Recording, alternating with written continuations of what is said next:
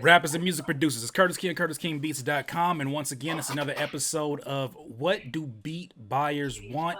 Today I have the opportunity to speak to Johnny Dukane. That's how I pronounce it, correct? Yes, sir. Johnny Dukane, yeah. Johnny Dukane. Yeah. It's so dope when I get to meet folks live in person, or at least, as in person as this can be with the Google Hangout, because I've seen this name for quite some time. I remember specifically a song that you did to one of my beats. You called it Race Car, I believe, correct? Race car, yeah. So, gotta say, first and foremost, thank you for being a part of this. There's a lot of producers out here that are eager to hear from you. But first and foremost, let the folks know who you are, what you do, and where you're from. I'm from New York. Been here, my whole life, basically. I haven't really left much.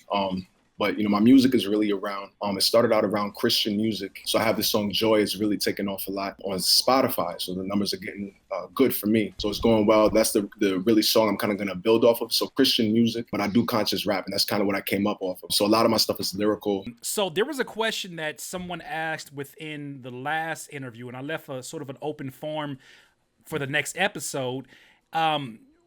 What would you say, how would you like to be approached by music producers, right? You got music producers who slide in the DMs, music producers who spam you, music producers who sort of try to act like they're building a friendship and then kind of, the last minute slide you an invoice. But how do you like to be approached when it comes to producers potentially wanting to work with you?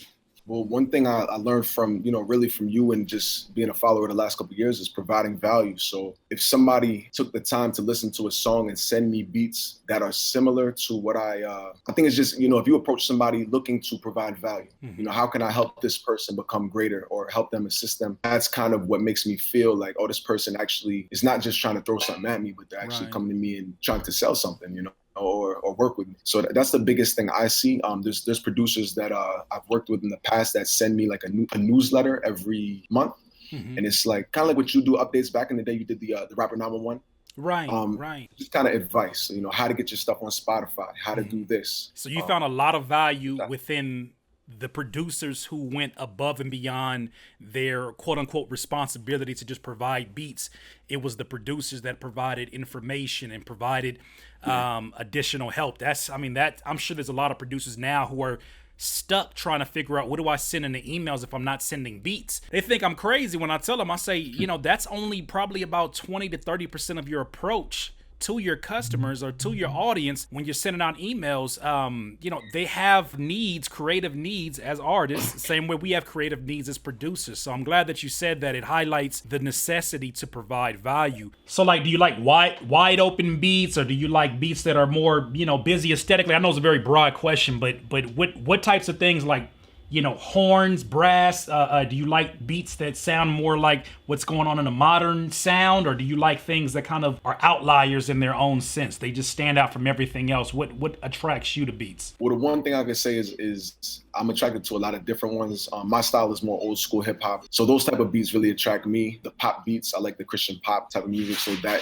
I guess with that is a lot of melody. But the biggest thing for me that attracts me is it mixed properly, honestly? Like, is it mixed to a point where is there space? So I kind of feel like it's like you leaving a space in the middle. Yes.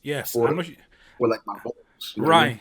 It's something I say all the time when I critique my beats. You gotta leave space. You gotta leave space for the other, another important instrument, which is going to be the vocal. So do you ever check for tight beats? Nah, never. Nah. Okay. And why is that? But I do, just because I know that's a big thing for whatever reason. But for me, I never search. If you're asking, do I ever search an artist? I do. Yeah. So like, for example, I was looking for Erykah Badu sounding type of stuff. So I searched Erykah Badu. So I guess that's kind of a type track. Right. I really think you have to fill out those tags. You have to take the time to really do them. So everything they give you, fill it out to the best you can. The BPM, the mood. I would put an artist actually, but I don't use type beats. So I would search an artist. Right. So maybe that's the same thing. I don't know. It kind of is. My thing is, I think the bigger question is, are you saying, man, I need some J. Cole type beats? Or are you just saying, I need to build up my project as a unique artist myself? I'm assuming it's more so the latter. If that name happens to pop up, it's sort of a secondary thing. It doesn't seem like that's your primary source for trying to find beats, or even your number one source for trying to find beats is not trying to find someone else's type beat. And the reason I think that it's important that I ask that is because a lot of producers build their entire foundation, their whole marketing foundation is off of type beats, not realizing that here you are typing Erykah Badu, and I can tell you the amount of times I saw an Erykah Badu type beat in the last 2 years at zero.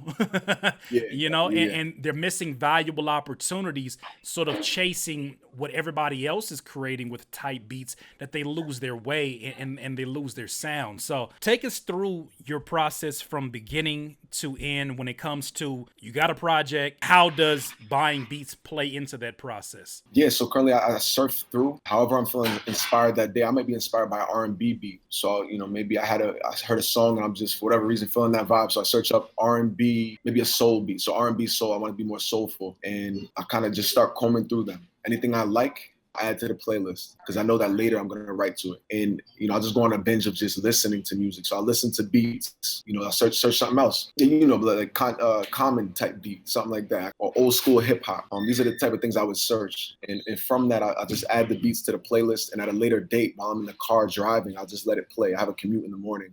About an hour. So I'm just, I'm letting it play, listening, coming up with the hooks. I stop, I write it down.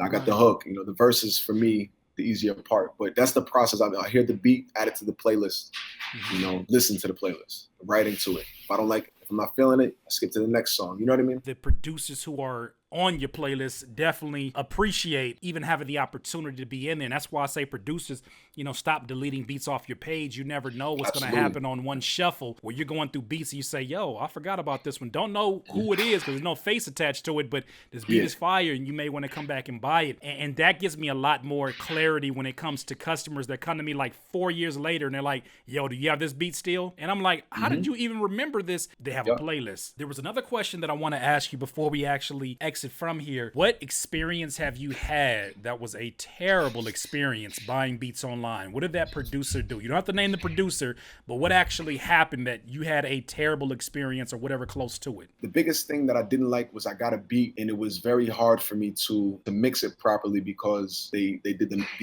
mastering so loud. So that's one thing I think they could fix, but overall, like me getting swindled, like nah. What advice do you have for producers who are trying to improve their business? It could be anything about their website. It could be anything about the way that they present themselves.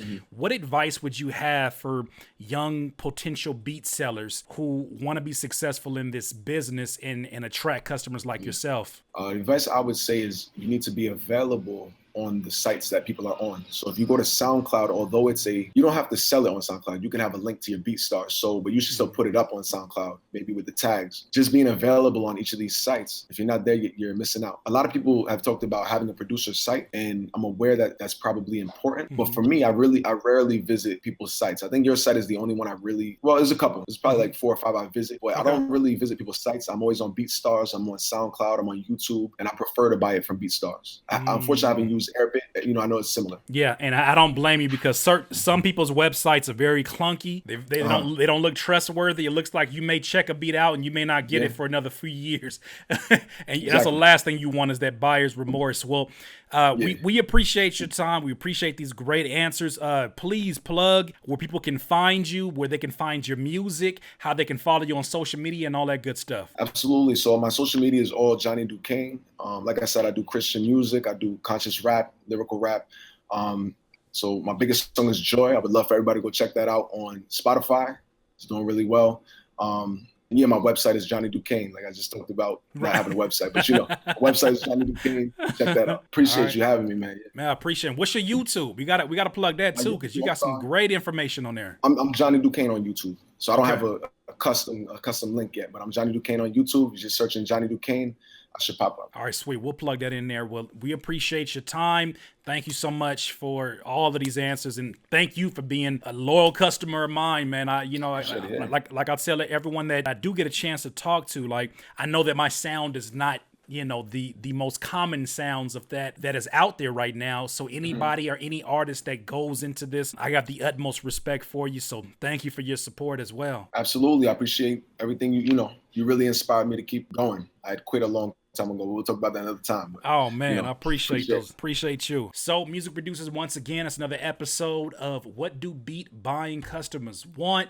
We talked to Johnny Dukane. He let you know the importance of having that aesthetic harmony between what your presentation is, right? You know, like I always say from the book that I read where they were saying that instead of looking at the word brand, think of the word reputation. You guys should be thinking of what is my message. And if your message is I am all about inspiration, it should be very cohesive amongst your Instagram, amongst your Twitter. You know, it doesn't mean you got to be fake. It just means that you have to be naturally who you are and show other aspects of your life. Your life is not just making beats. It's important, especially when you're trying to attract customers like a Johnny Dukane. He spoke about it today, and we'll keep on speaking about it until the next episode. Thank you for tuning in. Curtis King of CurtisKingBeats.com. Peace. Please subscribe to the channel below, Curtis King of CurtisKingBeats.com.